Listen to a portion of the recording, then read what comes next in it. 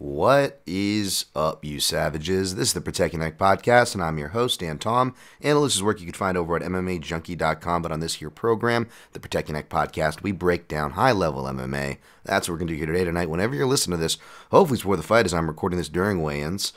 Cub Swanson just made weight. Most people have hit the scales. Gabriel Benitez has missed. We'll get to that.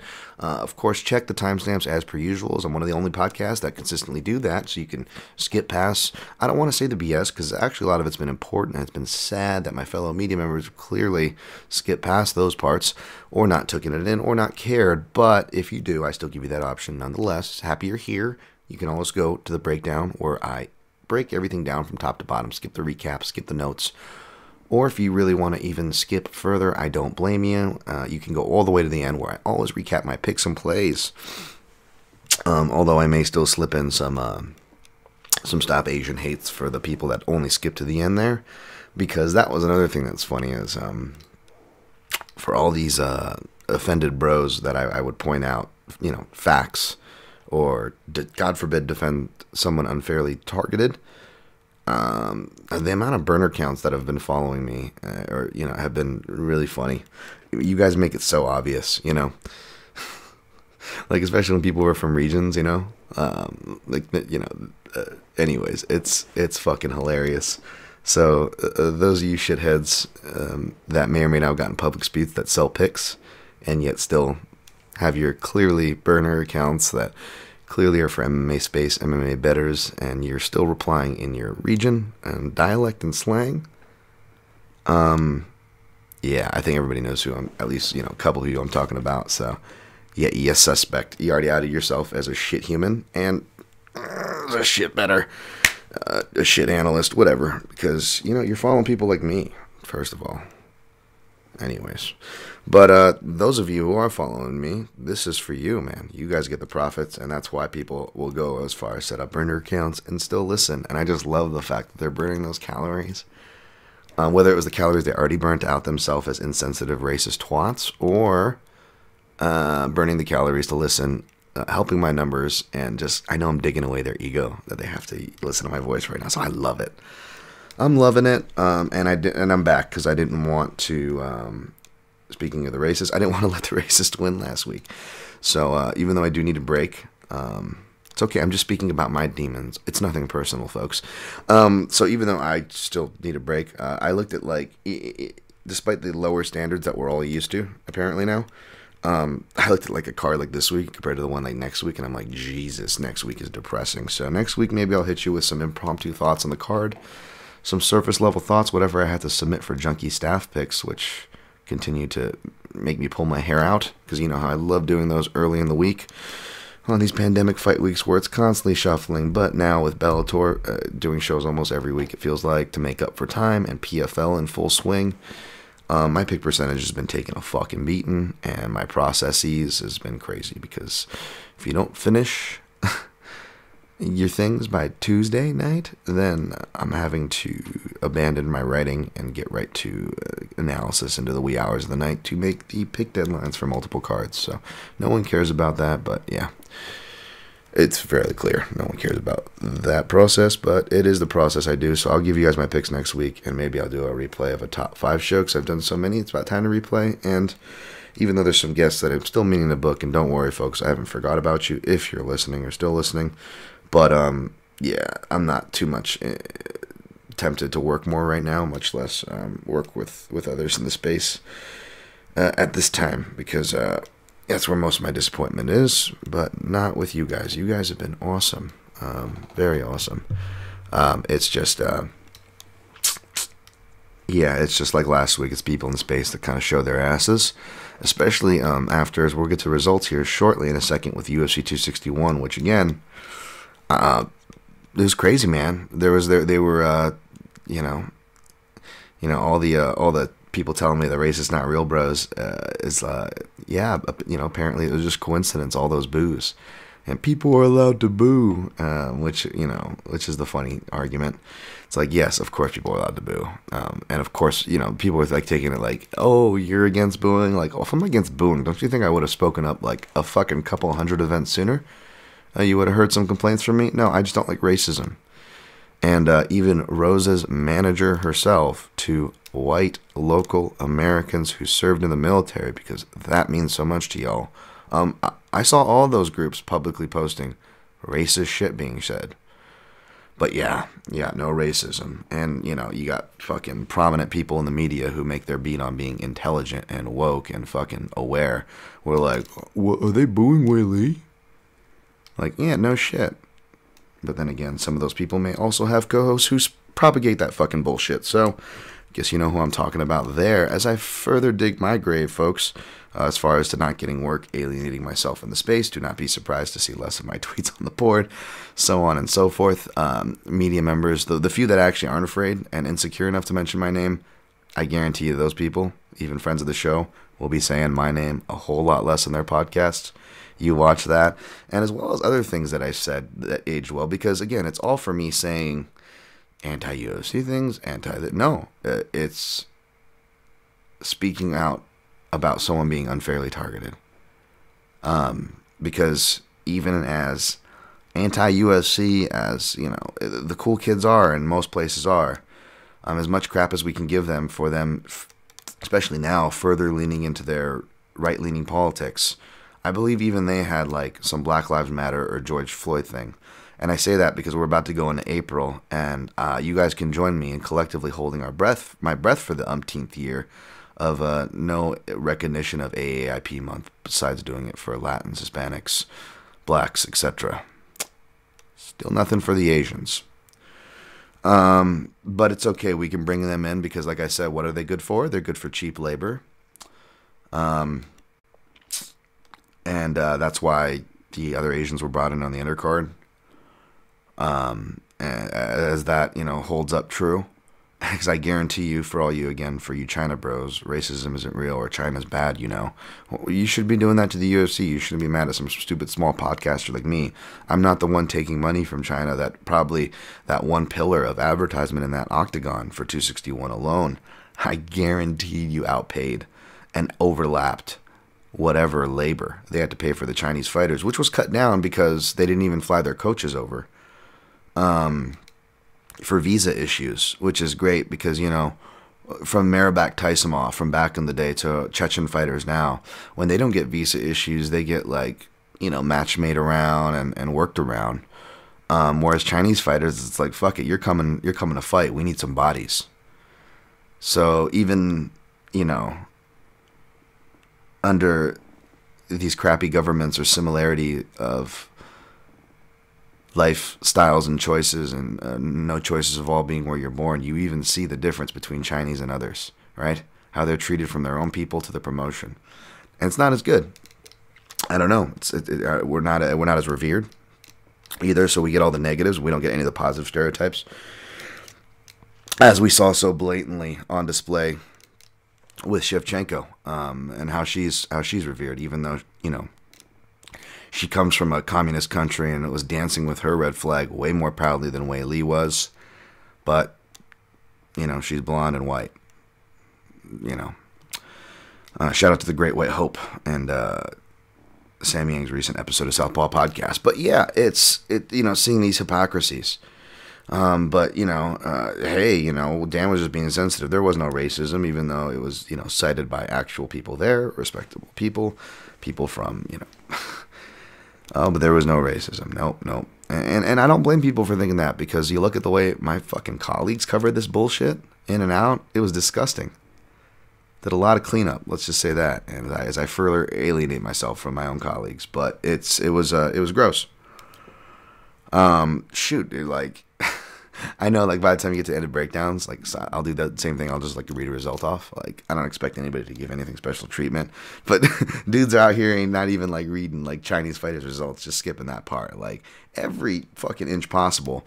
But despite how bad they did, even if their coaches were, we saw their levels were not, and the fight IQ was not there, right? Especially for the lower Chinese fighters. And even though it's pretty hypocritical that you could probably even include the champion's purse and that one advertisement more than paid for everything, right? They are doing Contender Series in Asia edition. Now, is it to give Asians love? No, because they never talk about their faces, styles, skills, personas. these things aren't talked about. Again, it's always about their numbers, right? Look at the build up Weili. Like, let's just talk about her numbers here. It's like, why can't we talk about her struggles, her style, her background? You know, it was crap. I think they just, like, the promo piece was her eating rice in a kitchen with her family. Like, that was the whole promo piece, like, of the one we got, compared to, like, the multiple of Rose. You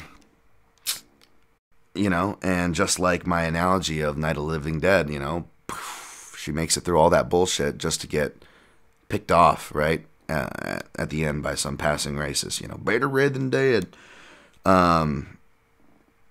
Referencing the movie. Don't let my demons or personal talk offend you guys, because this isn't personal. That works, right? That's how it works, right? But yeah, because we can just say shit and do damage, but then we can just say it's not personal. It's great. Anyways, but yeah, like, so they announced that, and then despite Weili getting fucking knocked down, by the way, it was a beautiful kick, not an early stoppage at all. I don't even see why it's an argument. But of course, Weili has to have one of those moments that DC had, right? Like, it was almost exactly like DC. But I didn't hear DC stepping into defender as much as other fighters for crying, right? Because when DC did what Weili did, except DC also cried. I don't think Weili cried, but it didn't matter. People, of course, because of the narrative, because their lack of even trying to understand Asian fighters, even despite people like my attempts to help educate people, we're going to focus on the late stoppage. And then that becomes the narrative. And just like shouts to Fernanda Prates, who said the pet peeve episode on Best Camp of My Life, one of the best MMA podcasts you can listen to, guaranteed.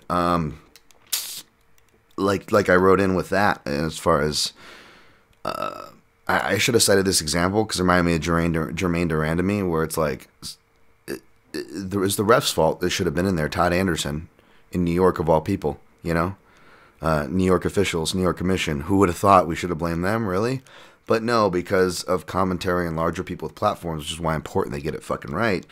Joe Rogan was just focusing on and was so upset at Jermaine Durandamy, and, like, you know, and just had that narrative, and he still talks about it to this day. Anytime that fight comes up, he talks about it like it was for Holly, and you see that generated to where prominent media members were doing the same thing, and then it trickles down, and it was bullshit, and that was just apropos to an episode Fernanda did recently, and same thing with Weili, like, you know, and thankfully there were people talking about, like, oh, we're interviewing concussed fighters now. And it was just crap. And then, you know, you get to hear her get booed again and watch her get dragged through the mud, and everybody rewarded with their lazy Rose narratives.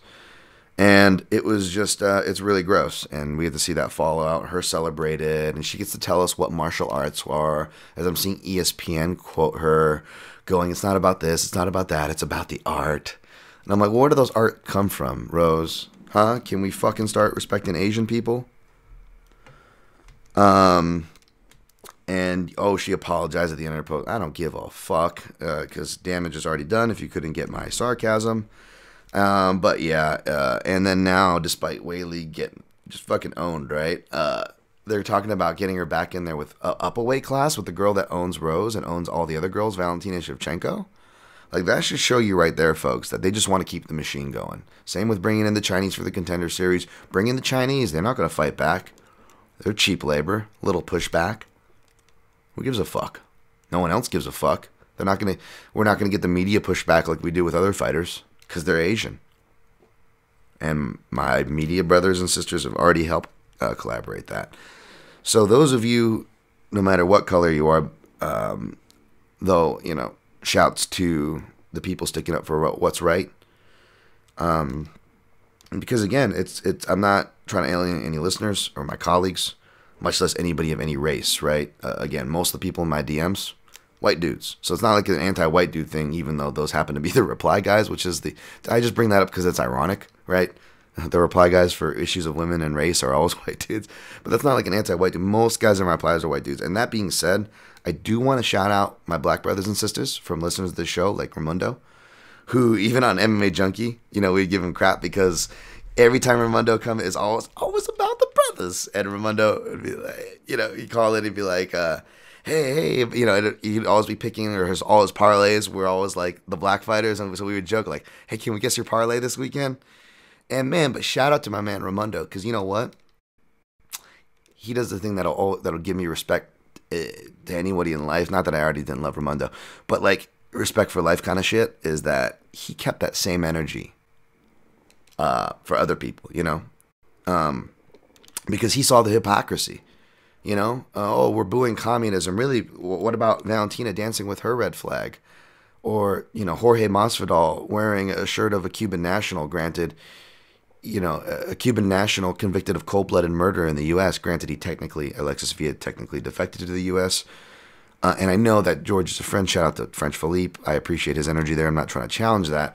Although, I do wish that for the people, as well-meaning as they are, that try to bring out the positive thing about Shaq or the positive things about George or whatever these fighters are that get, you know, the controversial stuff brought up. I wish we could have that much energy for fighters like Wei Lee, because nobody kept that fucking same energy for Wei Lee. Very few people did. So that's why I want to shout the people that did, especially the people of color, because that was annoying, you know, like last week having people with BLM in their bio telling me Asian racism isn't real. You know, and lecturing me about China while they're NBA fans. And yeah, so whether it's listeners like Ramundo, who was keeping that same energy, they could see the hypocrisy, or people in the media, because there actually wasn't enough of those. Andreas Hale, sorry if I mispronounced that wrong. He definitely is a great person to shout as far as like the media blue check mark side of things, you know, or not even the blue check mark, just the media side of things, how we should be keeping that energy, because I don't want to speak, but let's just say I didn't see that same energy kept all around. You know, I saw some calling out when the black fighters were getting booed disproportionately, but no tweets for the Asian fighters. Or maybe they would just write it off for Florida. Or when they would call out things for Asians, they would do it in a sidestepping way where I feel like me and the many, including them, when it's done to their people, would be like, just say racist. But they're committing that same crime that I know would be a pet peeve to them. However, because bias is real, and I'm one of the only few places to admit that, we got to admit, Thug Rose has got a lot of fans. I just hope those fans, especially those fans of color, especially my black brothers and sisters, remember who was posting Blue Lives Matter memes when George Floyd was barely dead, murdered. Who posts Blue Lives Matter shit? Who's looking out for you, but while still using thug and appropriating that shit and lecturing us about arts and martial arts when she is not acting like a martial artist? Remember who's doing that. Then remember people like myself who are of a different color who kept that same energy. Because I kept that same energy last year and peeked behind the curtain and just did an interview with HBO Sports about BJJ and policing, and maybe putting myself, you know, and I honestly don't even want to be on camera. I just did it to help, but they liked it, so we'll see. I may be doing some more for the Brian Gumbel show, but it ain't for me being on fucking camera. I don't want that. I'm actually hoping they say no. I just wanted to help. I pointed them to some solid sources in the space, because guess what, folks? I just believe in people being unfairly targeted as bullshit, and I keep that same fucking energy. Doesn't matter what color you are. Doesn't matter that it gets me alienated, which it has, believe me. I kept that same energy. So to see my friends, my colleagues, my fellow people of color not, that's fucked up. And the sad part is most of them ain't going to be listening to this, but I hope they know who they are when they look in the mirror.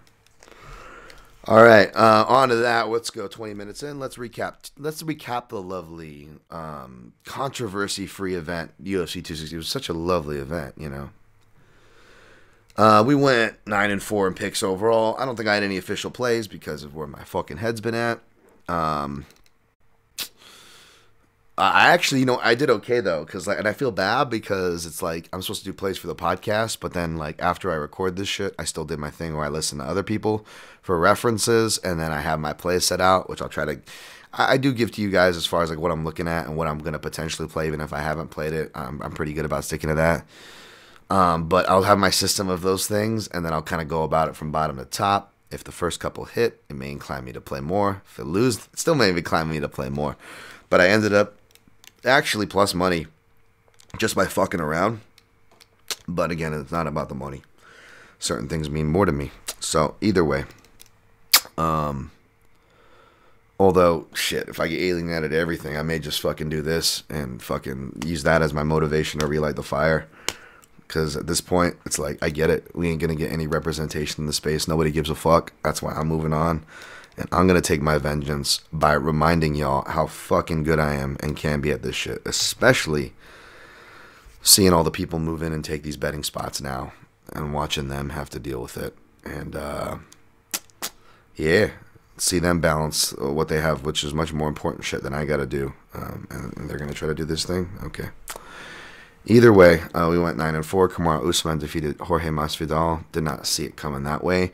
I gotta still watch this fight, to be honest, because I had my back to it while it was going on. I just didn't care. I was just between just watching all the bullshit and kind of come to a surplus and fighting off all the people doing, you know, American flag emojis in my thing and then blocking me. Like, motherfucker, I'm more American than most of y'all. My family sacrificed more to fight communism than any of you fucks with military, even in your bio.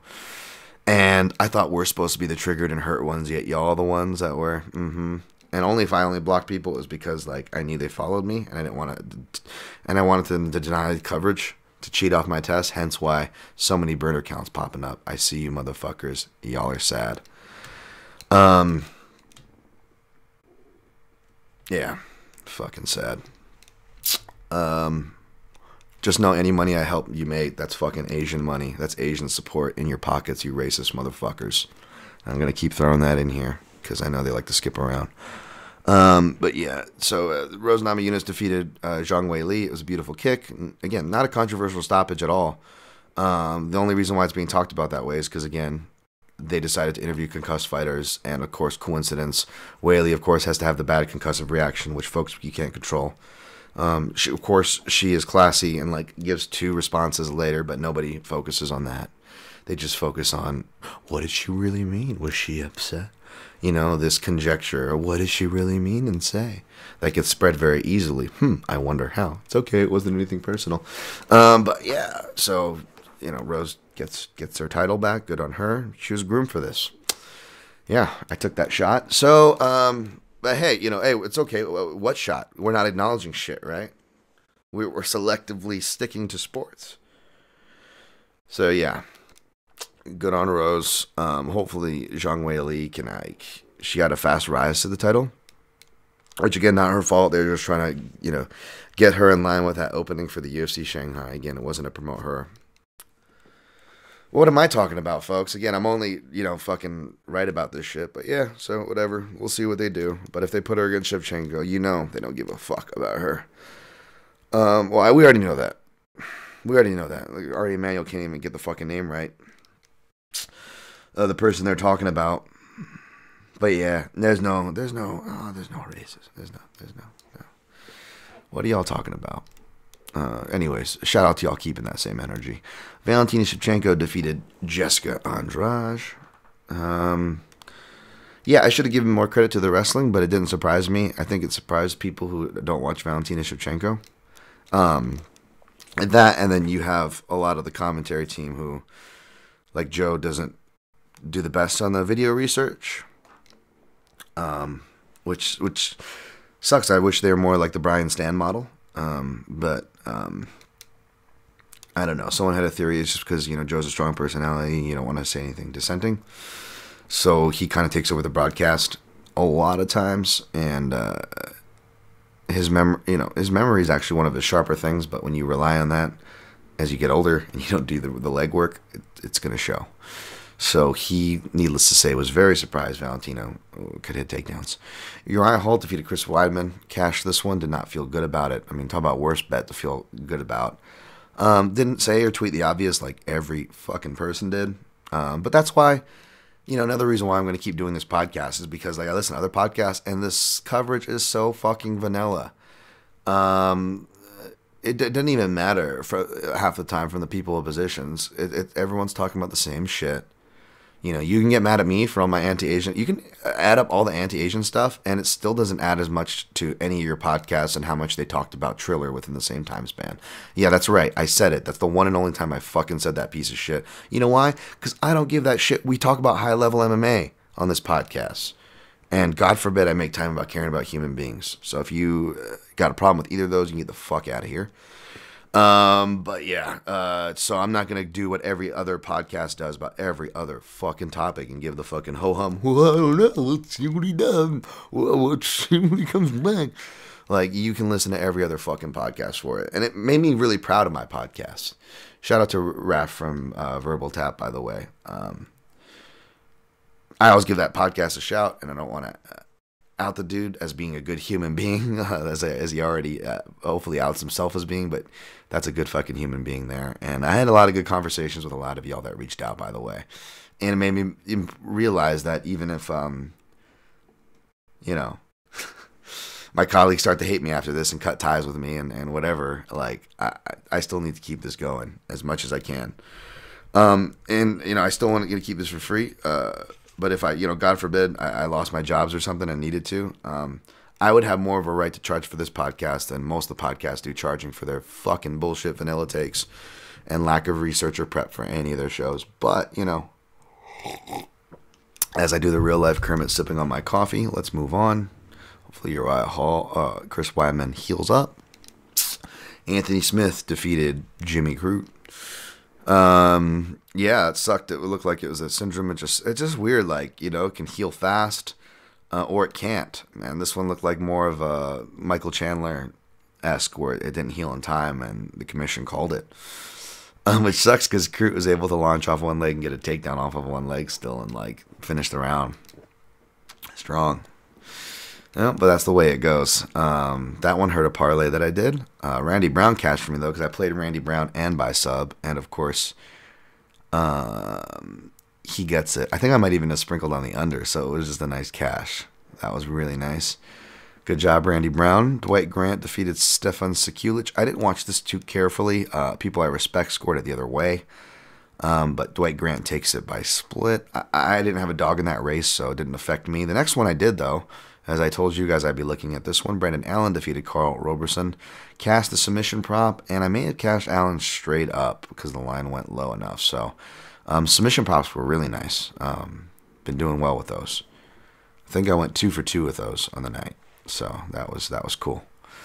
Pat Sabatini defeated Tristan Connolly. I played Pat Sabatini straight up. I told you that even though the net line inflated, was looking at him, or parlay, I should say, and he closed the parlay, which was nice.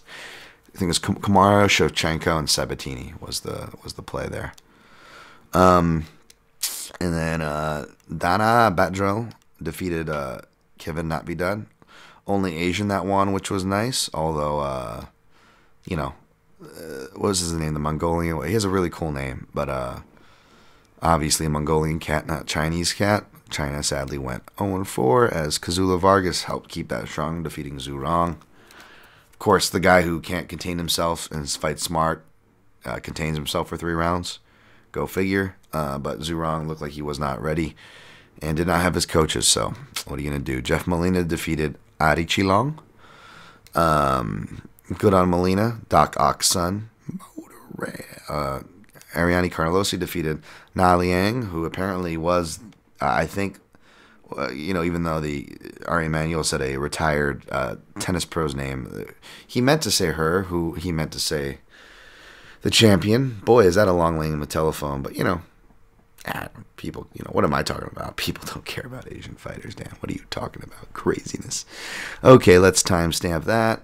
29:55, about 30 minutes, and we will get to UFC on ESPN 23, despite my attitude, clearly. I actually, believe it or not, once I started like having my one window this week to actually like break things down uninterrupted before the craziness took over the house, I was like, wow, I still love martial arts and breaking this stuff down. This is fun. This is motivating. But, yeah. Didn't have time to get through all I wanted with the aforementioned. craziness. So let's get to it here. Starting from the top, we got Yuri Prochazka minus 130. Dominic Reyes, come back on him, plus 110. Breakdown I submitted should have already been out, but in defense of my crew, we are a bit short-handed, and these guys do work their ass off behind the scenes. So, yeah, so much respect to them, but I don't know when my work is coming out. Not that it'll get much clicks anyways, because, that's how it is. But hey, someone's got to break down the martial arts, right? And after all, this is kind of technically what we cover. Not the Jake Paul League. Ugh, did I just say that fucking name? Yuri Prochazka minus 130, Dominic Reyes plus 110. I actually took Reyes here. As that's the thing about the gifts, like I was saying, and it proved again this week, is I try to get these out now. But since I don't have like a long supplementation like the Lord Honky Humonguses of the world, shout out to that guy.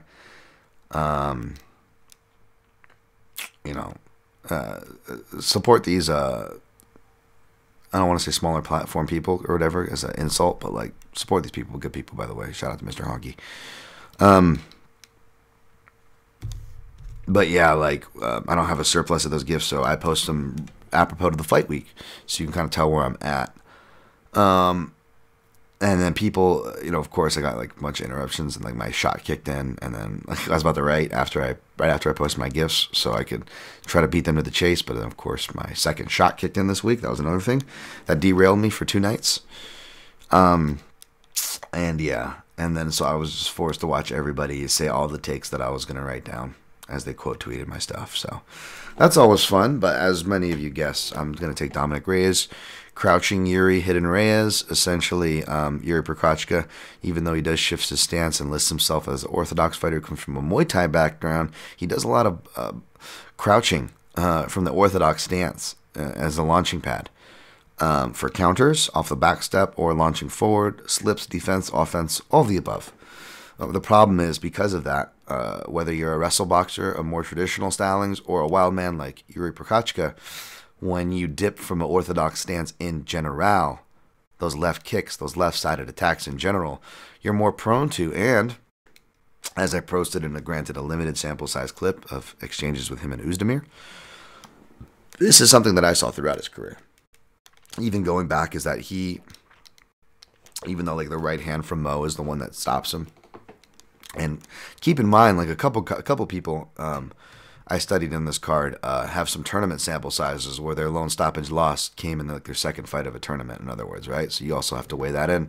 And though that was by a right hand by King Mo, Prochazka tends to get hit with lefts more often than not.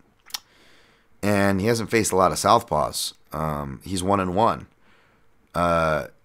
He beat Satoshi Ishii on the feet, but Satoshi Ishii was an out-aged judo guy, grappler, who is undersized, who was just brought in as he is for those shows, right, to lose, to be the side B side.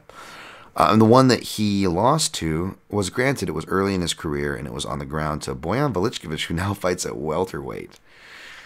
So, yeah, that must have been at 185 when Yuri was like killing himself to make that, maybe, one of his brief 185 appearances, and Bojan looked all but jacked and just kind of took him down and ground and pounded him. But that's been the key to Yuri in victory and defeat, is he's been contained on the ground. So that'll be something to look for from Reyes, although I think this fight essentially is just the second coming of Jimmy Manuwa, Thiago Santos. And I'm not sure it gets past the second round, in which I see Reyes, whether it's his left cross or left high kick, that southpaw double attack, wreaking havoc on Prochazka.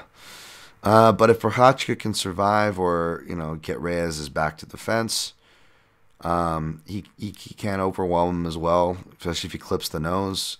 Reyes has a problem with that nose before. Granted, he went in with a broken nose for the Blachowicz fight. So it's hard to know how much to make of that. But if Yuri starts swarming him and Reyes can't get off his wrestling and can't get off clean counters, he could be in big trouble, which is probably why Yuri is favored amongst the momentum and new hot chick popularity at 205, which Yuri definitely is. And I'm a fan of Yuri, but I'm going to pick Reyes. Next fight, Giga Chikadze, minus 170, Cub Swanson, plus 150.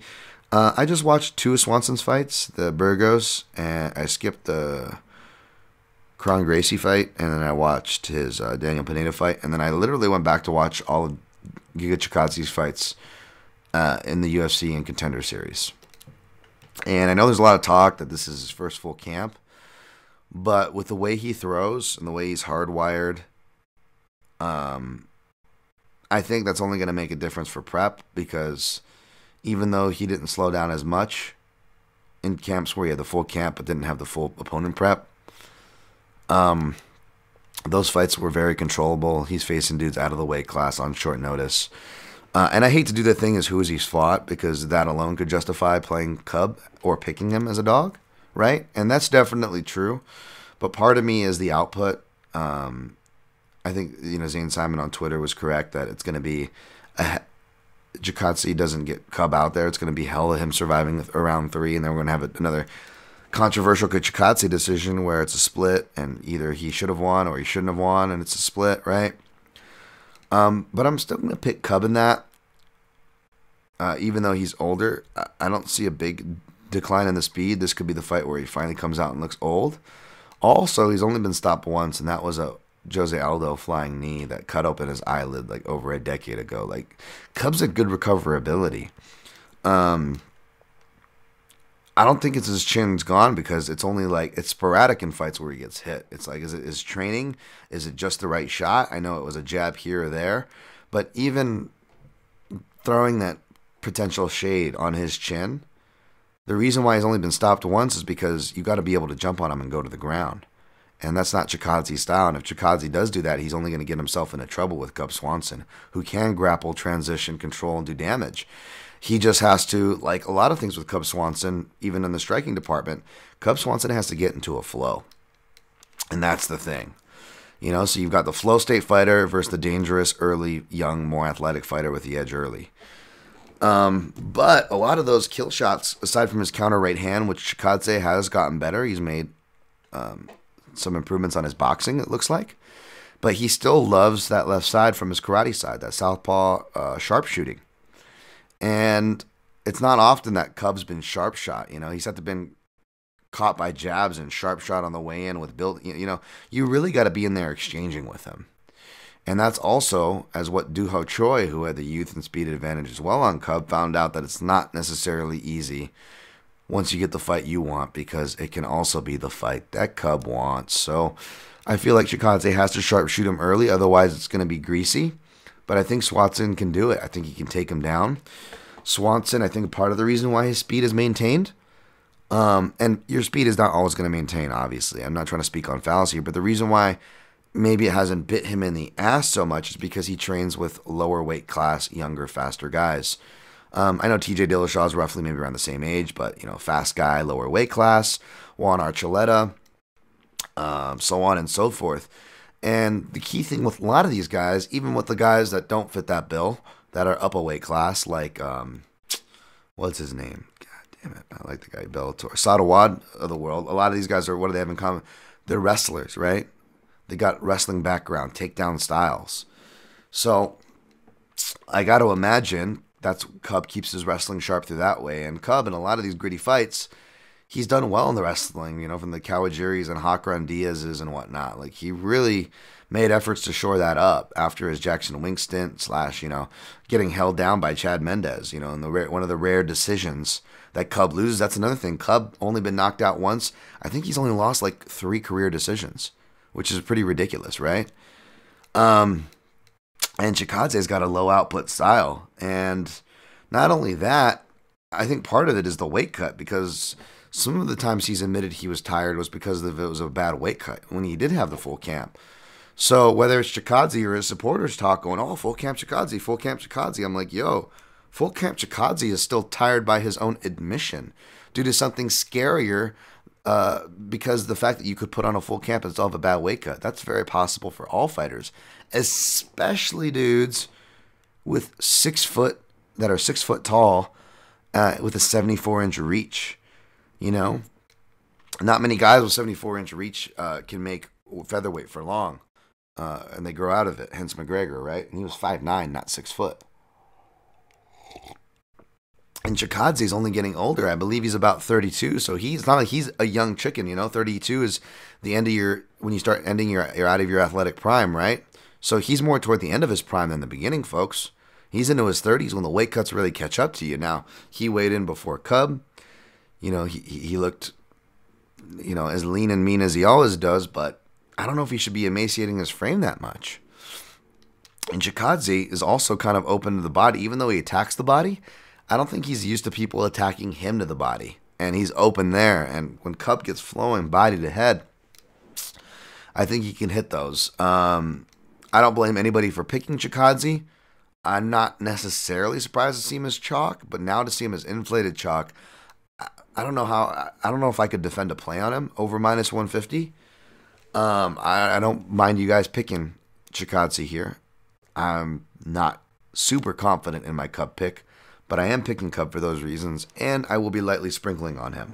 I'm not super confident in like Reyes or Swanson to tell you to go to the window, but for delineation here, I am a little bit more confident in Reyes sprinkling than I am Cub, but you're getting a better number on Cub. That said, I will be sprinkling on both accordingly to what I just said, if that makes sense. Another underdog I'm pretty confident on, and maybe I'll be sprinkling as much, if not more, than Dominic Reyes, maybe a third trio of confidence, if you will, is Dustin Jacoby plus 120 versus Ion Cutelaba minus 140. Didn't go back to rewatch any of their fights, but even though Maxim Grishin is not as aggressive as Cutelaba, Cutelaba will be dangerous if he can get Jacoby to the ground in that first round. However, Jacoby wasn't a fish out of water, and Cutelaba isn't as technical with his controls, nor does he have the long levers and size of Grishin. So I don't think that same scenario is going to come to play. And Jacoby mentally strong. Jacoby fought on short notice before. He likes fighting on short notice. Was already in shape. Looks to have been in shape. Fought and won kickboxing tournaments on 24-hour notice. So he's got about a week notice for this one. I like it. Small cage. Where I believe he's undefeated inside of. Give me Dustin Jacoby here, folks. Plus money. Thank you very much. Didn't do any research on this one, but I took Sean Strickland in my picks, minus 270. Krzysztof Jotko, plus 230. I feel pretty confident in that one. I may parlay up Strickland with some people later on in this card.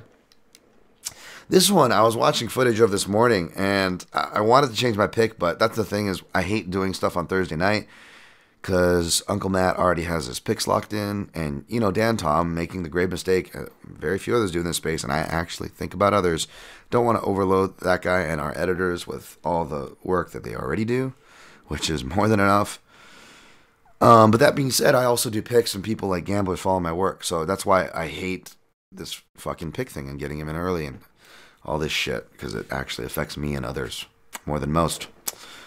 Anyways, I was looking at Stammen here. I think this is dog or pass. I ended up picking Merab, and I'm actually still going to stick with him here, even though I still wanted to change my pick up until today. This is what's tough, and I cheated to it, too, as well. I alluded you guys when I shouted the MMA Junkies YouTube channel for the second time this week with the media day, because Stamen had some interesting tidbits where he had extra time to prepare for this, and he has such tough weight cuts that his cardio decides on the fight style he has, and I think that he's been cutting so much, it's not a coincidence that he's dabbled at 45, and by his own admission has kind of vocally complained about the weight cuts and the amount of weight that he cuts to 135. And part of me wonders if that affects his style, that as he's gotten older, not just so much that he's better competition is why he's getting to more decisions, which does happen to a lot of people once they get to the UFC, but perhaps it's compounded with Stamen by the amount of weight that he's cutting, because he talked about the Jimmy Rivera fights and even the Brian Kelleher fight, which he won. Obviously, pandemic era, short notice, a lot of family dramas. So I didn't go back to watch those fights because they weren't the cleanest sample size, even by Stamen's own admission, win or lose, right? Hard to take a lot out of that. But when you look at that, he talks about those fights saying he couldn't fight a certain style, so he really had to lean into his stymieing, slow the fight down style of fight, which to outsiders seems like just his style of fight if you've only seen him in the UFC, right? So I do wonder that. But then he also released some tidbits because, Aljo came down to Extreme Couture, so has Merab. And Stamen has already dabbled in Extreme Couture training down here. Although I don't think he's working with Eric Nixick in his corner in this one. But he's worked with Eric and trained with all those guys, has relationships before Merab did. So those guys may be a little more loyal to Stamen than Merab and told him that, hey, man, your wrestling's better. You should take this fight. So Stamen has that confidence. He has that reconnaissance of things that, I would have suspected too. Again, I told you guys when I've broken down Stamen before. Like the one time there was a finish in his fight, sure, he was finished, and granted, it was by the now champion Aljamain Sterling, but if you look at that fight, Stamen was doing really good in the wrestling. Like, you see how good Stamen's wrestling is in that fight. It's just if he's going to use it, right? So you have those things going into it. He has a full camp, which you're going to need that against Merab. However, so the one fight I did go back to watch I went back to watch Merab's more controlled fight, right? His most recent fight where he's not so much of a wild man against John Dodson. And then I watched, according to Cody Stamen, which would have been his last fight with a normal camp, which you got to go back to his draw against Song Yadong. And in that fight, you definitely see, Song a different stylist, but aggressive. So he brings it out of Cody. He brings the fight out of Cody, right? To the point where even Cody, he's still kind of taking deep breaths. And he still finds his spaces to rest, even when he wins out positions, right? But because of that, he gets sweeped or his back taken by Song. And they weren't the most creative moves. They were kind of more muscly, athletic stuff that Cody probably should have stopped, It was the ugly leg reap that he turned into a back take kind of twice, technically, which was weird. And then the second exchange where Cody's doing... I get hit with this all the time, too. And obviously, I'm not a UFC fighter, but it's, shout out to Rich Castro. You got to protect the knee to elbow. Protect the tilt, and underhook, right? That's the three kind of basic checkpoints from a half guard to not get swept. And it was a mix of knee to elbow that allowed him to get tilt because you just let off that shoulder pressure for a second and someone frames off that elbow and they just need a weak butterfly to assist and they tip you. And Song tipped him right over, right? Made it look real easy. And so that what kind of worried me. I'm like, wait a minute. Cody in shape can get to these positions and these guys can bring the best out of him. That is true. But is he still going to be taking these rest periods against an even more athletic scrambler that doesn't get tired and probably has more tricks in his bag like a Dvalishvili, right? And I know Dvalishvili, you can credit the same to where he doesn't get these holding takedown positions, right? It's weird. It's like his stats got worse. He went from defending a lot of takedowns and making hay with takedowns to like breaking takedown records and just spamming takedowns. And then in the recent trend, now we're seeing him kind of tighten up with the takedowns, refine his striking and pressure. The one thing though, what I do like about Merab and all the iterations of him and all the criticisms that you can find of him is the one thing he is doing is he's throwing offense out there. Now, we can judge if it's meaningful and we can throw the bullshit overcorrection that judges are doing to wrestling and grappling and overcorrecting the steering wheel and going, well, technically it's just a positional change. No damage was done. And we can really lean on that as our argument shield, right? And run through the battlefield. But even if we wanted to put those colored glasses on, the point is what Merab does, all iterations, whether it's the grappling that we criticize when it doesn't do the control, or the grappling with the damage, which he's always trying to do, or the damage that he's always trying to do on the feet, that he's actually gotten better at doing. Striking is making improvements. The point is, Merab is always putting out favorable in the judges' eyes. We might not agree with the judges, but unfortunately, their opinion matters more than mine, yours, all of ours collectively, right? What Merab does, all iterations of him, is very pleasing to the judges. And Cody Stamen, at his best or at his worst, at his most prepared or at his not, always fights close. And that ultimately is very tough. Merab, very tough to hurt, submit, control, and I feel like Stamen is definitely good enough to win this. I feel like not only is he definitely good enough to win, that it's more than realistically enough for him to show that he is the better, more technical fighter, and to have done enough to have won. But I still don't think that even in that scenario, being the better fighter and showing that he's the better fighter, even if those things are all in play, folks, and I'm right about all those things, I still believe it's an uphill battle to get these judges to score a fight for someone like Cody Stamann, who counter punches and counter wrestles for the most part. And he's got a really good corner turn on his shot. So if he wants to get offensive with it, I hope he does. But finishing up just that fight, and even though I admittedly didn't do the full research that I normally like to do, I'm not sure if I would have, even if I had a whole nother day to research, folks, I'm not sure if I still would have chosen my pick here. That being said, do I think you should be laying chalk on Dvalishvili? No. He opened at minus 140. Out of principle, you shouldn't. You sure as shit shouldn't be laying chalk on him now. I may still actually sprinkle a small amount on Stamann, but he is like confidence level of Cuff Swanson level. Not even, right? Because I didn't even pick Stamann, right? So even lower. That being said, I'm not hating on a Stamann play because this is a dogger pass. So I was very conflicted with this one. I still am. But officially, non-officially here on this podcast, however you want to delineate it, yeah, I'm still technically going to be sticking to my Dvalishvili pick for a greasy decision. This fight's going to play out way closer. Good luck on your Stamann plays. Poliana Botelho, minus 260. Luana Carolina, plus 220. Taking Botelho here. She looked good on the scales. I think athleticism is going to be the difference here. And, yeah, that getting leg locked at Luana Carolina, really bad luck.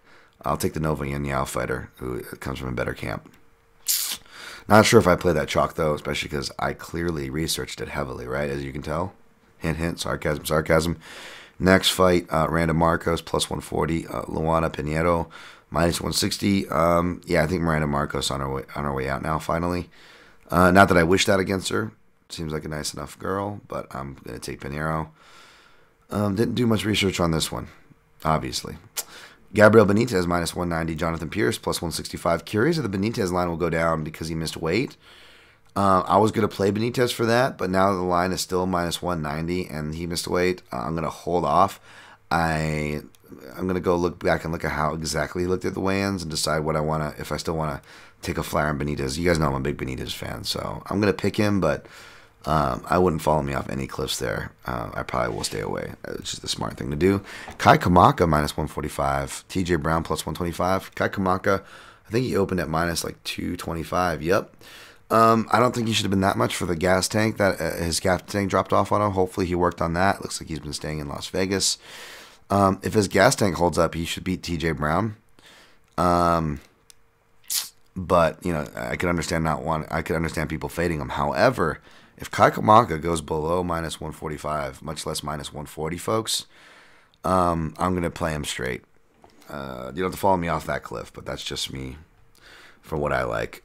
Next fight, Loma Lookboonmee, minus 390. Sam Hughes, plus 320. Loma should roll here. She's definitely going to be a parlay piece. I just don't think I will get enough for her putting her with like a, Strickland or Botelho, for example. So I don't know what I'm going to do there. But Loma should roll here. If Sam tries to get to the clinching and takedowns, not sure she'll get him against the Thai fighter. And then, of course, Loma will roll from striking off the break to out in the open. Didn't research this fight. I wanted to. Andreas Michailidis, minus 230. KB Bular, who gives a great interview, plus 190. But I'm going to go with Michailidis here. Next fight, Luke Sanders, minus 140. Felipe Corrales, plus 120. Corrales survived with Montel Jackson, and Luke Sanders is undersized and throws away fights and is super inconsistent. So that alone should make you pick, if not sprinkle on Corrales. That's what I will be doing. You don't have to follow me off that cliff, but that's what I'm going to do. All right, how did we do on time? 54:25, not bad. All right, recapping. By the way, Stop Asian Hate, in case any of y'all wanted to skip that and are on your burner accounts and just coming here to cheat off the Asians' tests. Stop Asian Hate. So just wanted to mess y'all up there. Recapping. Taking Reyes over Prochazka, going to sprinkle small, Stop Asian Hate. Taking Swanson over Chikadze, probably will sprinkle small, but not super confident, Stop Asian Hate. Just pissing off the racist folk, don't mind me. Taking Jacoby over Cute Laba, definitely going to be sprinkling on that. Taking Strickland over Yotko, may put him in a parlay piece. Taking Dvalishvili reluctantly, Stop Asian Hate over Cody Stamann, plus 215. Though I may sprinkle on Cody. Definitely not taking Dvalishvili, but officially picking Dvalishvili. Taking Botelho over Carolina. I'm not sure what I'm going to do there. That's a parlay piece. That also could be a trap. We'll see. She'll probably roll, though. Taking Pinheiro over Marcos. No play there. Taking Benitez over Pierce. That probably should be an avoid as well. Kamaka over Brown. I'll take Kamaka. May play him if he goes under minus 140. Taking Loma Lokbongmi over Sam Hughes. Taking Andreas Michailidis over KB Bueller. Taking Felipe Corrales over Cool Hand Luke Sanders. Probably be sprinkling on Corrales, sprinkling on Swepson. Playing Jacoby, sprinkling a bit on Reyes. Maybe sprinkle small on Stamen. Maybe I'll play Kamaka. And I already told you guys the parlay pieces. Thank you for listening. Not going to do the Amazon read-throughs or shout out any of my links because I don't deserve it for the shit shows that I put on. I apologize. As per usual, guys, all supporters welcome to jump in the DMs and ask ahead of time for this shit show, especially if you've donated to the PayPal links and stuff like that, supporting and shared longtime listeners. You guys know who you are. Please, even though, especially for next week where I'm not going to do an in-depth breakdown and you know that, please feel free to go into my DMs. What's mine is yours. You guys are the fucking real ones. I love you guys. Thank you so much for the real ones. Stop Asian hate. Good luck on your picks and plays. And always protect your neck.